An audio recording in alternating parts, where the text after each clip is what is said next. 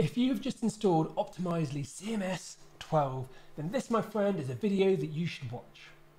Now, after installing a CMS, you might be tempted to start bashing out code.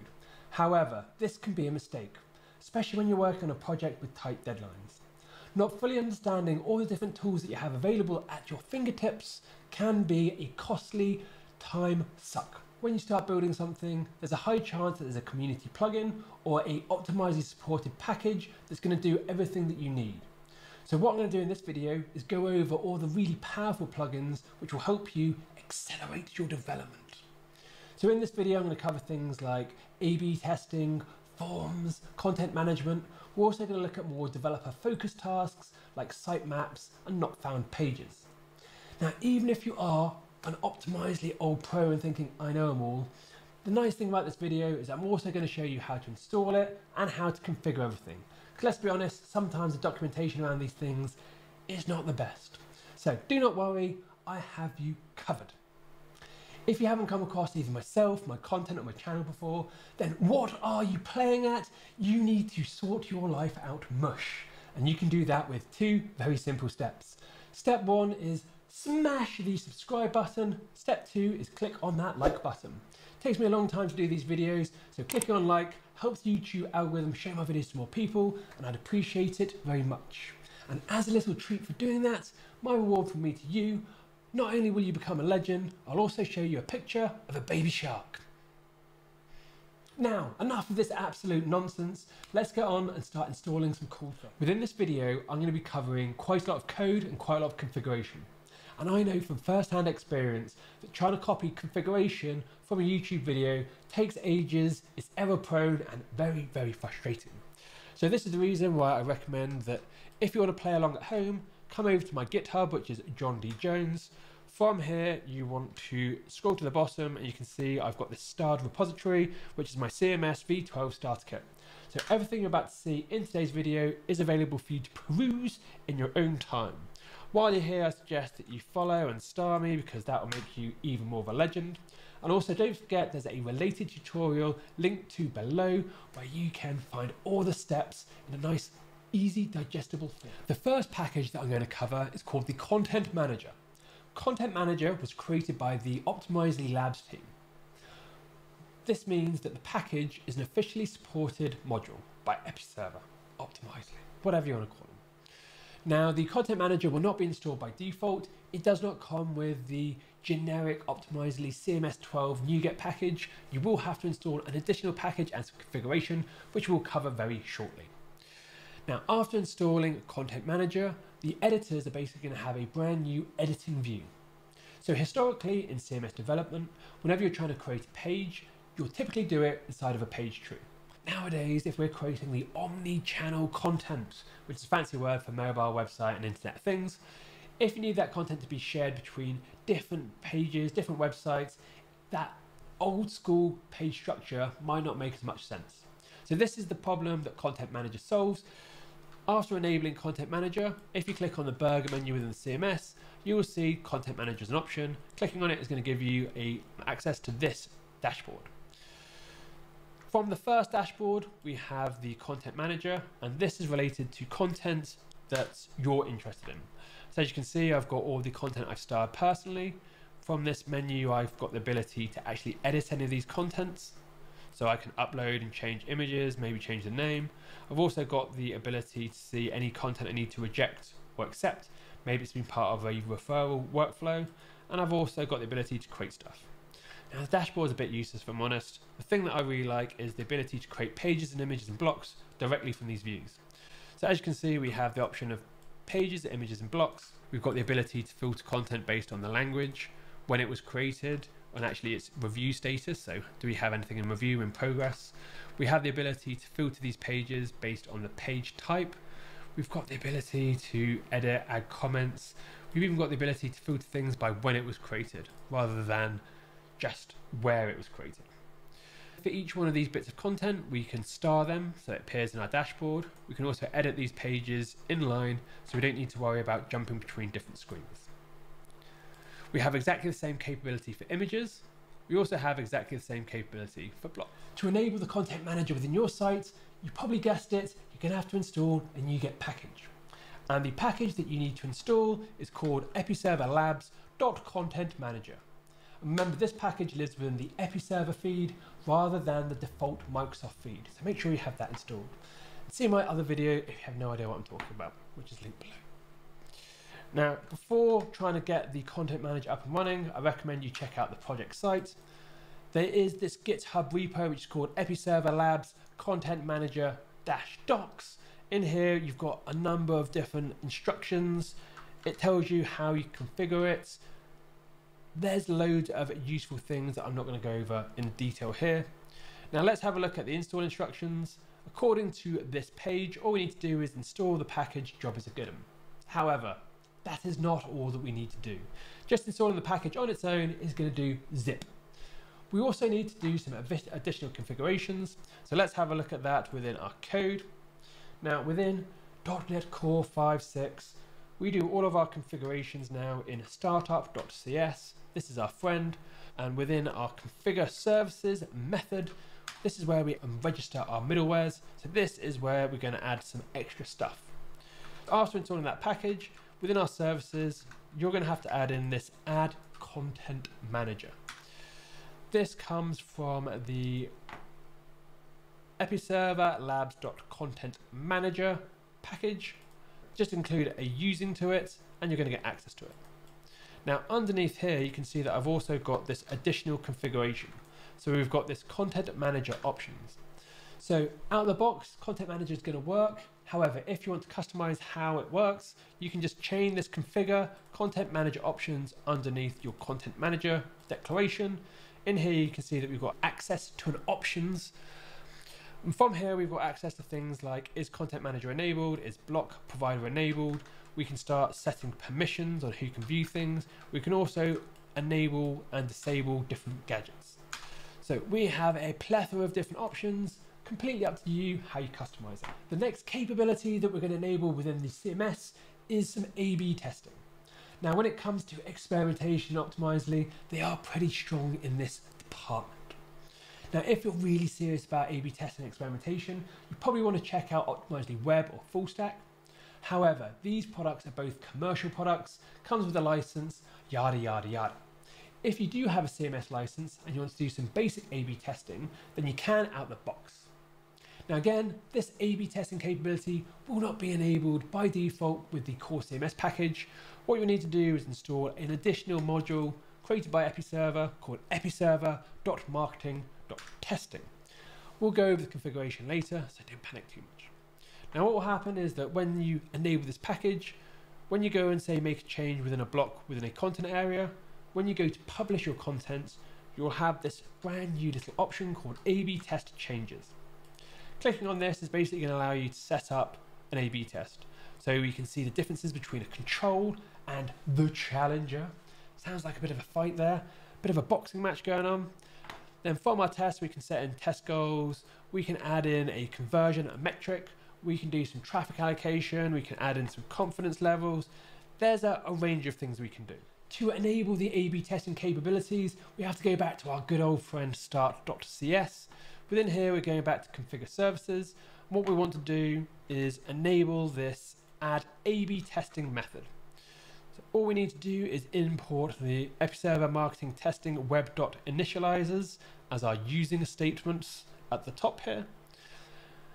The add A/B testing method takes a single lone argument, and that is of type connection string. So you need to point it towards your Optimizely database. Now, when it comes to this configuration, as you'll see, you'll probably need to use the connection string a lot of times. So this is the reason why I add the connection string as a separate variable at the top, because we don't want to violate the dry principle. So as you can see, we just need to do configuration.get connection string, pass in episerver.db, pass in that connection string into our A/B testing capabilities, and off we go to the races. Next, let's change tack slightly and talk about sitemaps. So every single website you need to build, you're going to have to create a sitemap.xml just to make sure all your pages are successfully spidered with the Google spiders. If I'm honest, there's literally no point in you creating all the sitemap code yourself. what we want to do is use a free third-party community package to do everything for you, because it's going to save you time and the package is probably going to provide more functionality that you can be bothered to write yourself. Now on the screen in front of us, you can see an example of a sitemap that's been automatically generated for me. All I need to do is access it at sitemap.xml. This is all configurable. The plugin that I recommend to do all of this is called the Getter Optimizely Sitemaps. Getter has been a partner of Optimizely for many years, since I've been doing Optimizely development 15 years ago, and this is a great plugin. Basically what happens is, after installing this plugin, at the top here within the CMS tab, you're going to have SEO sitemaps. Click on New Sitemap. From here you can then basically define the route to your sitemap.xml. So you can see mine is sitemap.xml, sitemap.xml, magic. Now when it comes to your sitemap, obviously you can create one or more. You can also have the ability to filter things by language, paths to include. You can define the route page, if it's standard mobile. There's loads of options. Basically there's going to be more things here, and I bet that you can be bothered to write yourself. Now to install this plugin, all we need to do is install a NuGet package of Getter Optimizely Sitemaps. There's quite a good project readme. So if you head over to the website on the GitHub, which is getter/optimizely.sitemap, if it's scrolly down here, you can see that we've got all the installation instructions on how to configure it, and the documentation for this one is pretty good, if I'm honest, because it's come from a partner. Now let's have a look at how we can configure it ourselves. So let's go back to our good old friend Startup. In our configure services, you can see that I've got this add sitemaps method, and this comes from basically the Getter Optimizely Sitemaps. So make sure you have that as a using statement. From within this method, we can configure the sitemap handler. So we've got things like enable language drop down, enable real-time caching. You could probably get away with not adding in this stuff yourself. However, I thought I'd leave it in just to make it a bit more useful for you.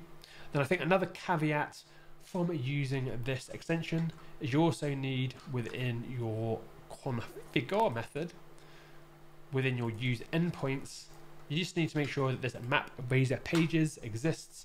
I stick it at the bottom so the other rules don't interfere with it. Doing all of this will basically enable that sitemap plugin without you having to do anything else. The next extension is another one created by the Optimizely Labs team, so it's an officially supported package, and it is called Block Enhancements. Now, Block Enhancements does what it says on the tin. It's going to give content editors extra capabilities when it comes to creating pages with components on them. So first off, let's look at the content auditing report. Whenever you go to admin, you'll now see this local content analyzer when the plugin is enabled. This is going to give you a content auditing breakdown of the blocks used on your website. Now this is really handy because, say after a year, your website might have 100, 200 different types of blocks, and what will typically happen is a lot of those blocks will just not get used anymore, and it can be a bit tricky finding out which blocks are used and which aren't used. So this report is basically going to allow you to make sure the CMS doesn't get too bloated and that the pages work quickly. Aside from the local content analyzer, another really useful capability is the improvements to the inline editing. Now when it comes to optimize your CMS, you can see that whenever I move my mouse over the screen, I'm getting this little blue area. And if I configure my starter site correctly, I could configure it so that when I clicked on this title here, I could just automatically update it without being jumped to any different screens. In order to update this, what I have to do is click on Quick Edit, and as you can see, I can update this rich text block here. So this process of jumping between different screens can be quite jarring. And what Block Enhancements will do, especially when it comes to shared blocks and local blocks, is create this single view which will stop you being jumped around so much. So it's going to make it much easier and more intuitive and seamless for editors to create pages. And trust me, being jumped between different blocks that have content areas that can contain different blocks, like this one, which can also potentially create and contain different blocks, can be a pain. Now the final capability I'm going to talk about with this plugin is the Publish Page and Blocks option. Now, as we saw in this example, you can see that within my block, I've got changes here. And often when we're working with Optimizely, if we've got content that hasn't been published, especially when they're components within components, simply just clicking on the page publish button isn't going to push all of your changes to production. So sometimes what can happen is that you could be updating a block and you can wonder why it just doesn't get published to live. So the publish pages and blocks option is basically going to be a shortcut just to make sure that all the changes on that page actually get pushed to live. Now, for whatever reason, this capability or this menu option is disabled by default. So I'll show you how to enable it. To install the plugin, go back to our new Get Explorer, the Episerver one, and we want to install episerverlabs.black enhancements.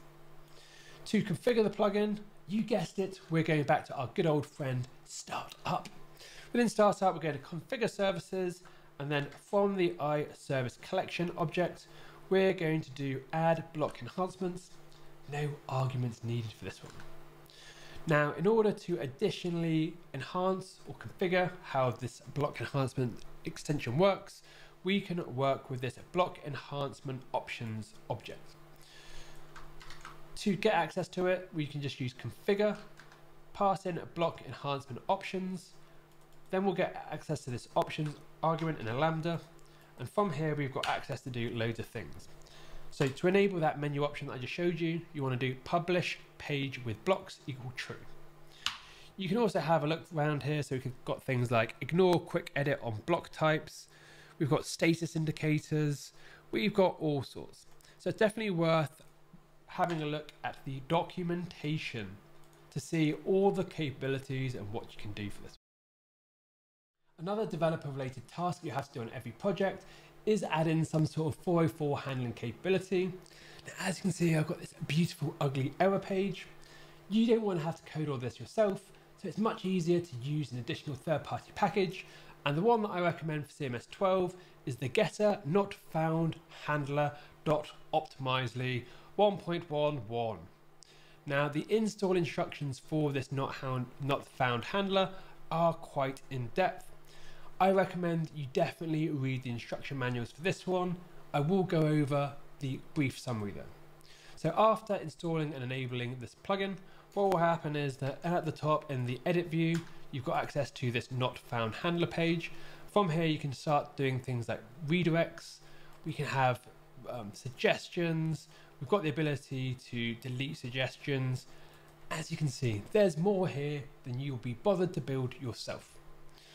Now, in order to create ourselves a nice little 404 not found page, what we want to do is install the package, which again is the getter not found handler optimizely one.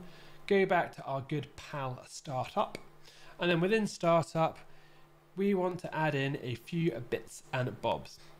So as you can see, we've got the options, I think it's down the bottom here, of the not found handler. So in this little bracket here, you can see that I've got not found handler. The first thing and the mandatory thing we need to use is tell it the SQL server configuration. So remember at the start when I said you'll be using this connection string in multiple places. Here is another example of that one in action. Now, you also have the ability to do the add optimizely not found handler. So this is the thing which is going to do the automatic redirects for 4 pages. So we want to enable both of these things. However, that is not all we need to do. For this one, we also need to go down to our configure. And within configure, I recommend you want to put fairly at the top, just under your env is development if you're using it, are these couple of lines. So the first line here is telling optimize the CMS where to find our error page, and I'll cover that in a minute. This error page is just a vanilla MVC page, just for simplicity. You could make this a CMS page if you really wanted to. Now, the order of these calls are important. You want to do this use status called page with re-execute first, then you want to do use not found handler, then you want to do use optimizely not found handler. There's a bunch going on here. After we've enabled all of that configuration, what you can do is create yourself a brand new controller. So I've created one here, which I pretty much copied from the Getter website. So it's a 404. As you can see, we've got the route equals error, the route equals 404, and we're just returning a view. And then within my view folder, I've got the error page not found. So adding in this controller, making sure it's got the correct routes, error 404, is then going to allow the redirect to work successfully within this error and 404. Now, after you do all of that, and again, this will probably take you about 15-20 minutes to configure, you'll get automatic 404 handling. You'll also be able to do redirects inside the CMS. So again, this is a really powerful and free extension that for me is an essential in every single project that you build. Go out and use it. The next extension adds some additional capabilities to Optimizely CMS's project's ability. Now, if you're not aware, a project is basically just a big bucket. Let's say that we're a marketeer, we need to bang out some sort of campaign, and our campaign involves us updating a homepage, a landing page, multiple pages throughout our site. Now, without a project, we'd have to publish or schedule every single page, which is a pain. So what we want to do in our campaign is basically make all of our changes in a single bucket and then publish that bucket at once. So that is basically project, simple. So project enhancements, another one by Optimizely Labs, gives us a few additional benefits when we're creating a project. Now the first one, which is probably the most noticeable, is that whenever you create a project and the plugin is enabled, within the menu here, you're going to get some icons. So again, it's handy for visual feedback. Now the other capability comes around creating and managing the project. So what happens is when we install this plugin, we can add in a description. This description is going to get shown in multiple places. We can also define categories, so we can start doing tagging to help us more easily find different projects. We can also do this visible too. If I'm honest, these project enhancements, it's not as killer as the other ones, but these small tweaks, they're free, takes 5 minutes to install. Let's see how we do it. So all we need to do is install the Episerver Labs project enhancements, available from the Episerver NuGet feed. Go back to our friend Startup. Within here, we've got add project enhancements. Enable that, job is a good one. Now, if you want to have a little squizzy about what else project enhancements can do, you can basically go over to the GitHub page, Episerver Labs.project enhancements. There's a big readme of everything you can do and how you can configure it. Go crazy. The intention of this video was to hopefully get some of you out there thinking about what's possible with the CMS. By using some of the free community plugins, especially as many of them have been created by Optimizely themselves, you can greatly enhance not only what someone can do inside of the CMS, but you can also save yourself a bucket ton of development effort. So go out, start using these plugins today, do not be a numpty. Now obviously the list I've shown you today isn't an exhaustive list of every single package. So if you think I've missed something out, something which is really important, you're sat at home weeping away, let me know which you think is an essential in the comments below. I do read all of them and I'd be very interested to see what you're using on your projects. Now, if you made it this far in the video, then you, my friend, are an absolute legend and bless your little cotton socks. Now, if you have made it this far and you do appreciate this video, it took me a lot of effort, so you can do those two things that I've asked at the start. Click on subscribe, click on like, be an absolute legend and become 20% more attractive straight away. Also, don't forget I have written that Episerver book. Many of the concepts between Episerver and Optimizely CMS are the same. One's core, one's framework. So if you want to learn more about share blocks, local blocks, that kind of stuff, that book's only about $10. It's worth a read in my humble opinion. I also do a weekly newsletter which gives you updates on Optimizely CMS development in general. It's free, link below, do that if that makes you happy. Otherwise, hope you're having a fantastic day wherever you are in the world. Until next time, happy coding.